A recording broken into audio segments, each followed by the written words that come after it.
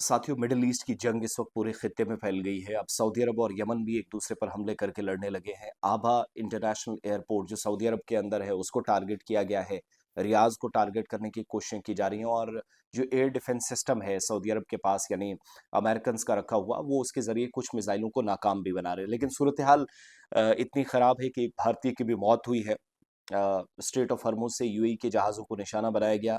भारत के कुछ crew members, जिनमें 6 जख्मी हुए हैं, 2 यूक्रेन के हैं, 1 भारतीय हैं जिसकी मौत हुई है, भारत सरकार की तरफ से भी कंफर्म किया गया है।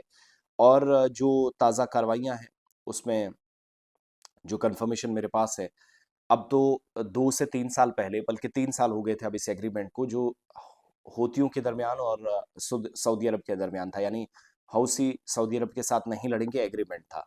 वो एग्रीमेंट भी टूट चुका है। और इस दरमियान एक दूसरे पर हमले किए। इधर अमेरिकी सदर ने रात देर गए कहा कि आज एक नए पार्टनर की मदद से हम एक जो हमारा एक मेहमान एक तरह से है, उसके साथ मिलकर ईरान पर हमले कर रहे हैं। तो मुझे लगता है कि इन्हीं अरब ममालिक में से एक, जिनको वो अभी तक अपने टुकड़ों पर पलवाता रहा या वो पलते रहे, तो उनकी जानिब से भी हमले किए गए। अब सऊदी अरब जो है वो निशाना बना है। बैलिस्टिक मिसाइल से हमले किए, कुछ बैलिस्टिक मिसाइल्स तबाह हुए हैं। लेकिन सऊदी अरब की जो इत्तेहादी फोर्सेस हैं, मेजर जनरल तुर्कल माली का हवाला देते हुए वो बता रहे हैं कि हूतियों की तरफ से जनूबी इलाके को टारगेट किया गया। दरअसल सना एयरपोर्ट को निशाना बनाया गया था यमन के अंदर, तो इसके लिए जिम्मेदार यमनीज ने, या जो हूतीज हैं, उनने सऊदी अरब को बनाया। कहा कि सऊदी अरब ने ये हमले कराए हैं, वो इसके लिए जिम्मेदार है। चाहे यहाँ कोई भी अटैक करे तो इसके लिए सऊदी अरब जिम्मेदार है। और अब सऊदी अरब पर अटैक शुरू कर दिए गए। अब हुआ ये है कि जवाबी कार्रवाई का भी ऐलान हुआ है।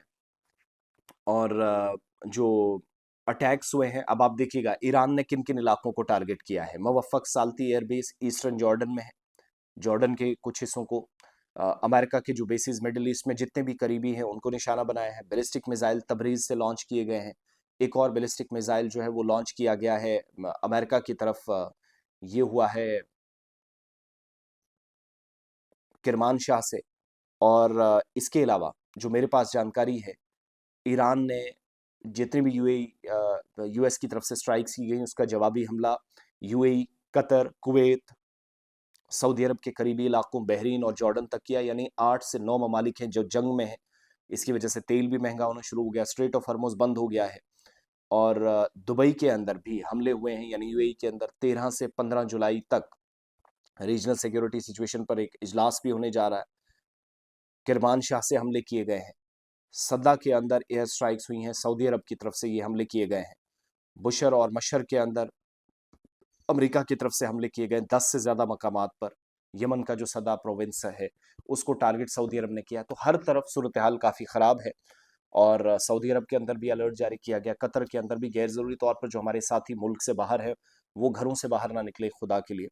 अपना बहुत सारा ख्याल रखिएगा, और साथ साथ अपडेट्स करें कि जिन जिन इलाकों से आप देख रहे हैं वहाँ सूरत हाल एग्जैक्टली इस वक्त क्या है। जो मुख्तलिफ ज़राए से हम रिपोर्ट्स उठाते हैं और लोकल मीडिया को देखते हैं, वो जो कोट करके बता रहा है, वो सारी डिटेल्स आपके सामने रखी हैं। सो बाकी दुआ करें कि अल्लाह हम नौमान की तरफ हम सबको लेकर जाए और जल्द चीज़ें दुरुस्त या बेहतर